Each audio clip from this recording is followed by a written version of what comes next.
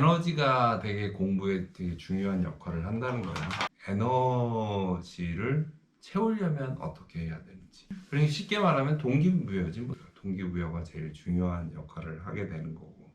그래서 내용보다, 즉 아이가 어떤 과목, 뭐 어떤 내용을 공부했다, 문제를 풀었다, 이게 중요한 게 아니라, 정말 좀 안타까운 게 아이들이 게임에 집착하는 이유가 즐거움을 공부를 통해서 느꼈으면 좋겠는데 게임을 통해서 그런 걸 느끼니까 교육 솔루션이 지금 우리 사회에서 제대로 이루어지고 있는 게 없는 거야.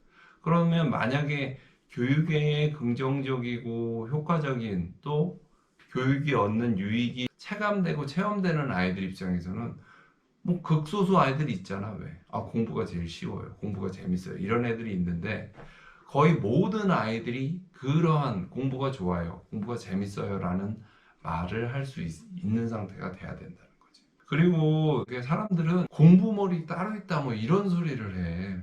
근데 사실은 공부는, 특히 제일 어이없는 게 문과머리, 이과머리 뭐 이런 소리 하는 사람들이 있는데, 아니 머리가 다 똑같지. 인간이라면 생각을 할 수 있고, 생각을 할 수 있다면 생각을 떠올리는데, 아, 수학 생각 따로 있고 영어 생각 따로 있고 국어 생각 따로 있고 이런 거 아니잖아. 그거는 내가 생각해보면 수학에 대한 생각할 수 있는 거고, 영어에 대한 생각할 수 있는 거고, 국어에 대한 생각 당연히 할 수 있는 거고, 그런 걸, 그런 생각을 층을 나누어 가지고, 너는 여기는 아 너하고 안 맞는 데야, 아 넌 이건 좀 하네, 이거는 역시 또 안 맞아, 이런 식으로 구분해내는 부모들의 그 멘트나 이런 것들이 정말 개선돼야 되고, 아이들이 공부 안 하고 게임하고 유튜브만 본다고 아이들을 잡을 일이 아니라는 거죠. 유튜브 내용 중에도 아이들이 어떤 테마를 가지고 호기심이 있어 하고 즐겨 보고 있는지에 대해서 좀 같이 이야기를 하거나, 그 관심사가 어디에 있는지를 한번 공감해 주는 것도 부모로서는 되게 중요한 역할인데, 일단 보는 모습만 보면 짜증이 나는 거야. 게임하는 모습만 보면 짜증만 나.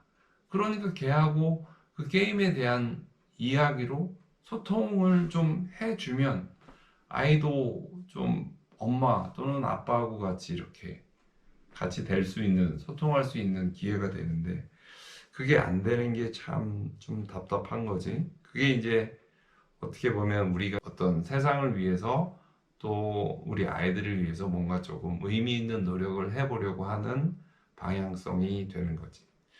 그래서 우리 에센시 베리타스를 좀 먼저 소개를 하면, 기존의 어떤 그런 교육이나 뭐 학원에서 단순히 문제 풀거나 이런 컨셉이 아니라, 조금 제대로 아이들로 하여금 그 공부라는 것이 무엇이고, 또 머리를 활용하고 쓴다는 것이 어떤 건지, 그런 걸 좀 알게 하고, 그래서 그걸 통해서 좀 즐거움을, 인간만이 누릴 수 있는 어떤 이성적인 활동에 의한 그런 즐거움과 보람을 좀 알게 하려고 하는 것이 우리의 기본적인 목표가 되겠고, 왜 그런 목표가 생겼냐 하면, 현재 상황이 너무 조금 야만이다, 야만의 시대를 살고 있다.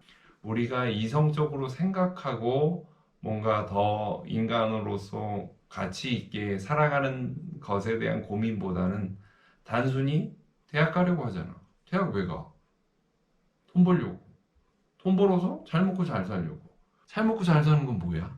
물어보면 뭐 그냥 뭐 먹고 싶은 거 먹고 좋은 넓은 집에서 살고 좋은 차 타면 되는 거 아니야? 근데 그게 아니다 말이지. 막상 그렇게 해보면 집이 좋아졌어. 내가 10평짜리에서 20평짜리로 넘어 올라갔어. 좋아. 근데 30평짜리가 있네? 30평짜리로 갔어. 그 끝없는 인간의 욕구에 의해서 그 행복감은 정말 오래 못 가는 거지. 30점 맞다가 50점을 맞았어. 그러면 즐거워하고 기뻐해야지. 근데 진짜 기뻐하냔 말이야. 여전히 50점밖에 못 받는구나, 이런 식으로 생각한다고. 그러면 문제가 되는 게 뭐냐 하면, 그런 평가와 그런 이미지 속에서 잠겨져 있는 애들은 자기를 더 리프팅해서 더 할 수 있는 에너지가 전혀 안 생긴다는 거지. 그런데 부모들은 뭐 보통은 그렇게 하지. 그러니까 아이들 입장에서는 아, 해도 안 되나 보다, 이런 식의 패배주의에 빠지기도 쉽고, 그 현실이 좀 그렇게 조금 야만적으로 비합리적으로 돌아가고 있다는 얘기를 하려고 하는 것이고, 또 한 가지 우리가 이제 그러면 공부는 과연 무엇인가 라고 하는 측면에 대해서 우리가 이제 생각을 해보면, 공부라는 것은 기본적으로 어떠한 머리를 쓰는 거지. 근데 머리를 쓴다는 거는 쉽게 말하면 우리가 잠에서 깨어나서 어떤 시각적으로 보이는 또 청각, 촉각, 미각으로 느껴지는 정보가 들어오면 그 각각에 대해서 반응을 보이는데, 공부라고 하는 것은 그런 단편적인 반응이 아니라 우리가 사회생활을 함에 있어서 그 사회를 유용하게 이끌어갈 수 있는 수단이 되는 지식을 내가 갖추는 것을 공부라고 생각을 하는 거지. 근데 이런 얘기를 하면 좀 어렵게 느껴질 수 있는데 간단한 거지. 공부에서의 지식과 일반적으로 내가 깨어 있어서 그냥 활동을 해도 분명히 머리는 쓰지. 배고픈데 밥 먹어야지. 이런 머리는 쓴단 말이야. 그렇지만 내가 어떤 문제가 닥쳤을 때 이걸 논리적으로, 예를 들어서 내가 창업을 하는 데 있어서 어떻게 창업을 할 것이냐만 생각을 해도 그냥 아무 생각이 없네 이렇게 생각하는 경우도 있고, 구체적으로는 뭐 준비를 위해서 뭐 이것저것 좀 알아봐야 되겠다 라고 생각하는 사람이 있는데, 보통 본능적인 차원에서의 단편적인 생각만 하고 있는 사람들은 그런 구체적이고 실질적으로 필요한 어떤 방향성이 생기는 생각에 대해서는 생각이 발전적으로 펼쳐지지 않는다는 게 있지. 그래서 공부에 대해서도 조금 실질적으로 수학은, 영어는, 국어는, 과학은, 그 여러 가지 사회 과목은 어떤 의미로서 우리 머릿속에 담겨져야 되는지를 조금 설명해 드리고 뭐 알려드릴 수 있도록 그렇게 한번 좀 컨텐츠를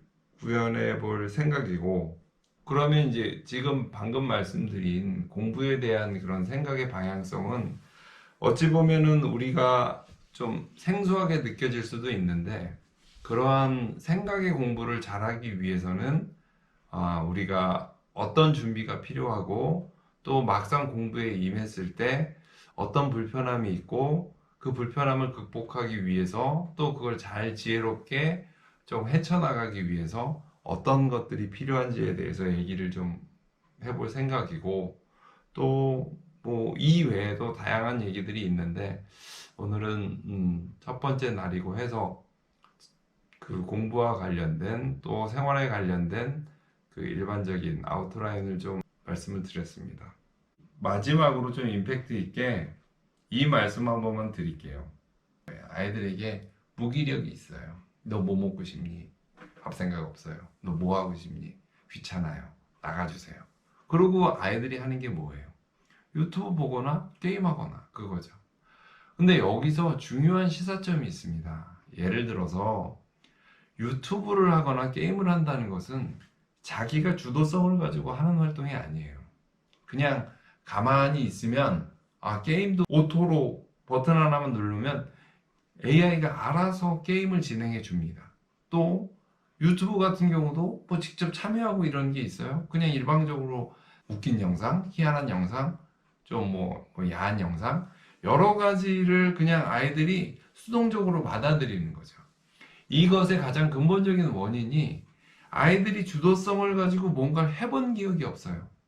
그러니까 아이가 태어나면서부터 지금에 이르기까지 아이가 주도적으로 선택하고 주도적으로 뭔가를 해갔던 경험이 없기 때문에, 쉽게 말해서 그건 저희는 아이의 그 지적인 에너지가 없다라고 생각을 해요.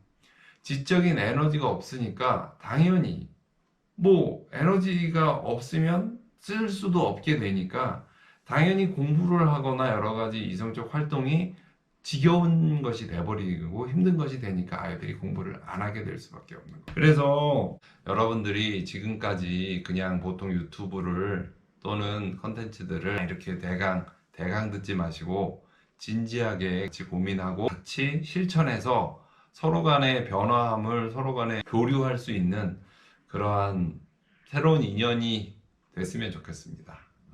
다음 회를 기대해 주세요. 감사합니다.